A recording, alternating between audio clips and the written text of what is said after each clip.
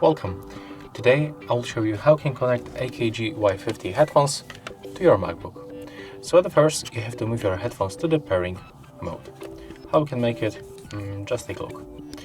You have to grab the right headphone and click this button once.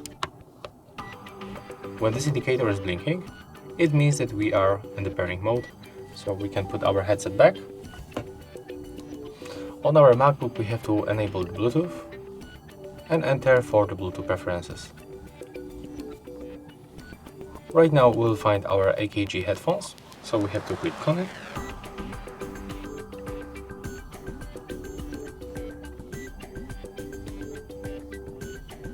And as you can see, right now we are successfully connected.